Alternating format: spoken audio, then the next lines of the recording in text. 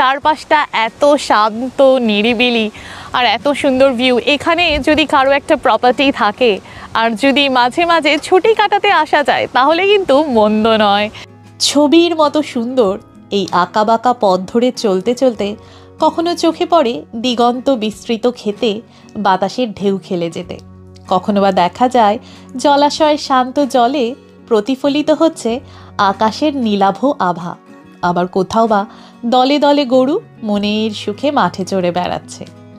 দু চোখ ভরে এই নয়নাভিরাম দৃশ্য দেখতে দেখতে মনটা যদি হঠাৎ গ্রাম বাংলায় হারিয়ে যায়, তখন পথের মধ্যে ওই ওয়াইল্ড লাইফ সাইনগুলি জানান দেয় এটা কিন্তু অস্ট্রেলিয়া, তাই সাবধানে গাড়ি চালাও, নইলে দুম করে আশেপাশের জঙ্গলের মধ্যে থেকে ক্যাঙ্গারু বেরিয়ে এসে লাফিয়ে লাফিয়ে রাস্তা ক্রস যদি করে তাহলে দুর্ঘটনা ঘটার সম্ভাবনা রয়েছে। গ্রাম বললেই আমাদের মনের মধ্যে যে ছবিটা ভেসে ওঠে সেটা হলো মাঠের পর মাঠ, ফাঁকা সবুজ মাঠ, জমি, নীল আকাশ, পাখির ডাক শোনা যায়, মাঠে গরু চড়ে বেড়াচ্ছে, কখনো দেখা যায় রাখাল ছেলে নইলে কৃষকেরা কাজ করছে, এমনকি রাস্তার পাশ দিয়ে মানুষজন মাথায় করে খড়কুটো নিয়ে চলেছে, কেউ সাইকেল চালিয়ে যাচ্ছে, দেখা যায় ছোট ছোট কুড়ের ঘর, কোথাও বা পাকা রাস্তা, এমনকি কাঁচা রাস্তাও। তবে অস্ট্রেলিয়ায় সেরকম অনেকটা মিল থাকলেও পুরোপুরি কিন্তু মিল নয়। এখানকার গ্রামগুলোতে গেলে মানুষজন তো একদমই দেখা যায় না, হ্যাঁ, তবে গরু কিন্তু প্রচুর দেখা যায় এবং নীল আকাশ তো দেখাই যায়, সাথে সাথে ফাঁকা জমি, মাঠের পর মাঠ। কিন্তু এখানে কিন্তু কুড়ে ঘর দেখা যায় না। এখানকার বাড়িগুলি শহরের বাড়িকেও কিন্তু হার মানায়, এত বড়, এত বিশাল বিশাল হয় অস্ট্রেলিয়ার গ্রামের বাড়িগুলি। কীরকম হয় অস্ট্রেলিয়ার গ্রামের বাড়ি, এখানকার গ্রামের পরিবেশটা ঠিক কীরকম, কী কী করার আছে, কী কী আছে এখানে, সেগুলি আজকের ব্লগে তোমাদের সাথে শেয়ার করতে চলেছি। জানতে চাইলে সঙ্গে থাকো।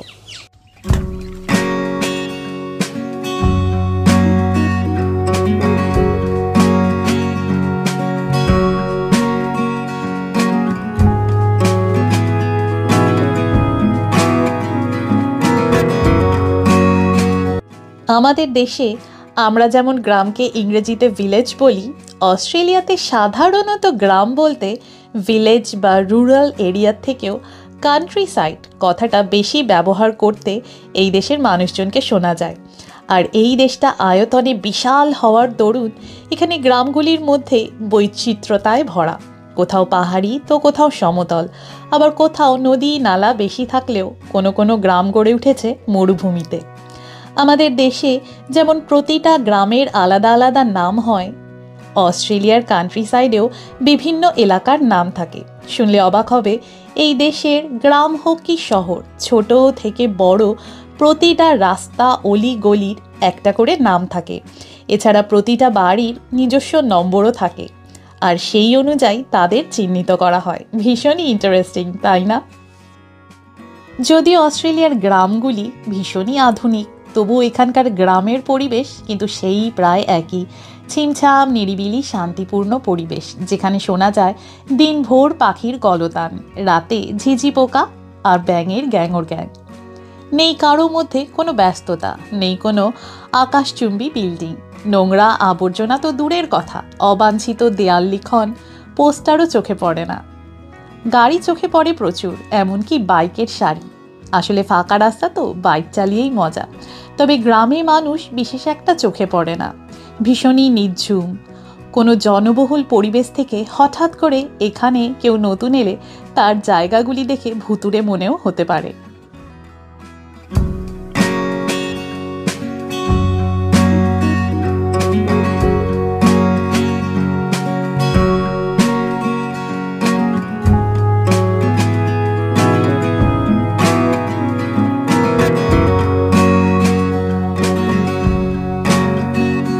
এনিওয়ে, অস্ট্রেলিয়াতে সব থেকে বেশি মানুষজন এখানকার বড় বড় শহরগুলিতেই থাকে।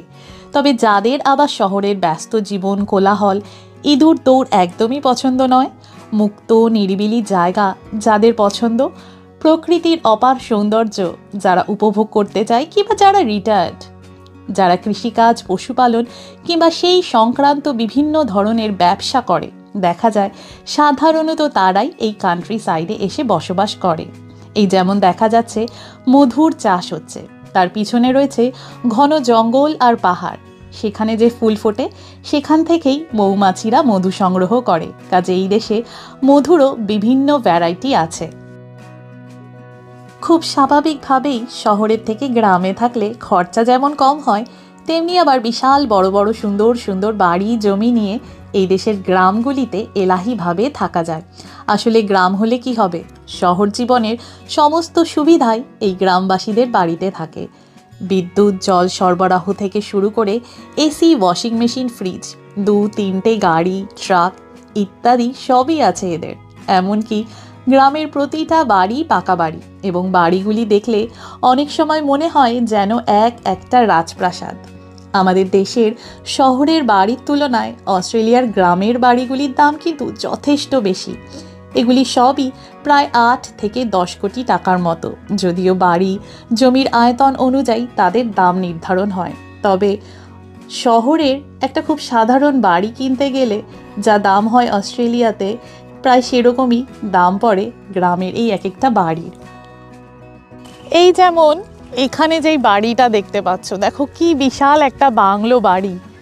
এবং অস্ট্রেলিয়াতে গ্রামের বাড়িগুলো কিন্তু সাধারণত এরকমই হয়, এতটা বিশাল বড় বাড়ি যার মধ্যে থাকে 8টা-9টা করে বেডরুম।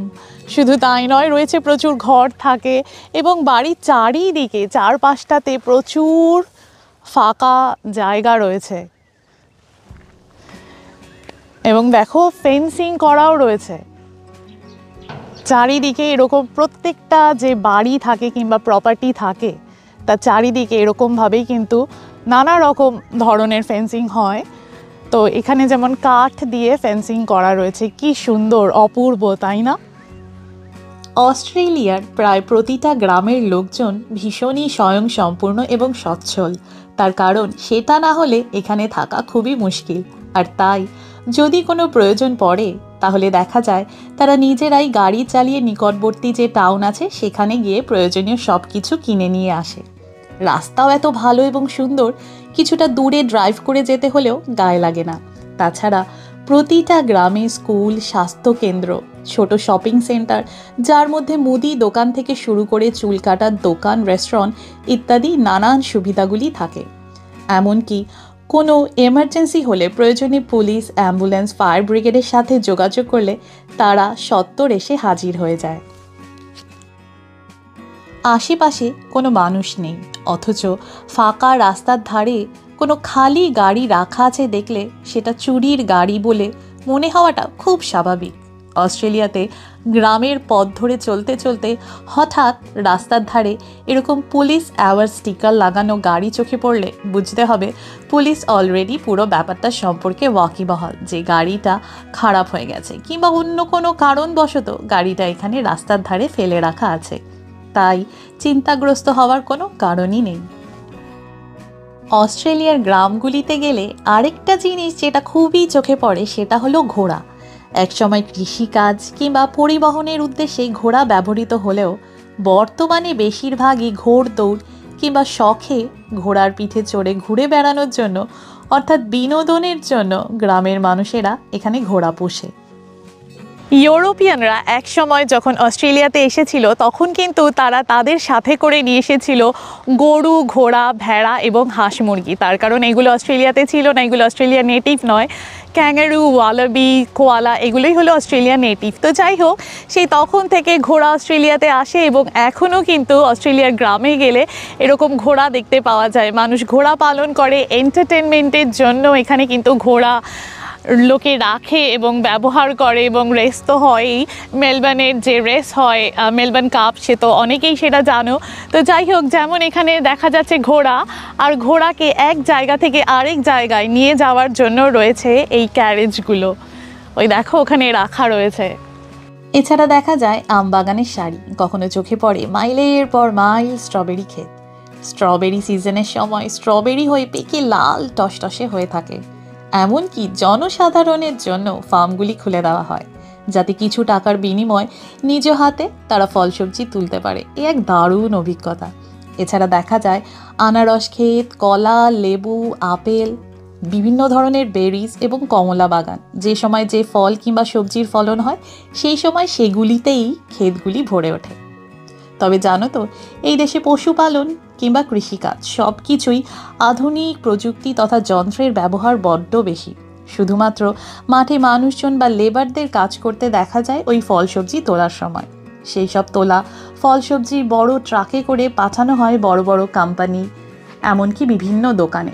কখনো কখনো বিভিন্ন জায়গায় চাষিরা উইকেন্ডে যে হাট বসে সেখানে তাদের উৎপাদিত ফল সবজি নিয়ে গিয়ে তারা বিক্রি করে। এগুলির দাম সাধারণত নর্মাল যে সুপার মার্কেট হয় তার তুলনায় যথেষ্ট কম হয়। এছাড়া ভীষণই তাজা টাটকা ফল সবজি এগুলি, তাই এই দেশে অনেকেই এই হাটগুলি থেকে ফল সবজি কিনতে ভীষণই পছন্দ করে। লাইন দিয়ে আম গাছ রয়েছে, ওখানে গরু চড়ে বেড়াচ্ছে, কিছু বকও রয়েছে। তো এই সুন্দর পরিবেশের মধ্যে সময় কাটাতে কার না ভালো লাগে। তো যাই হোক, আজকের ব্লগটা তোমাদের কীরকম লাগলো জানাতে একদম ভুলো না। আর অস্ট্রেলিয়ার উপরে এরকম নানা ব্লগ দেখতে হলে সঙ্গে অবশ্যই থেকো। আজ এখানেই শেষ করছি আমি, ডক্টর তৃষা।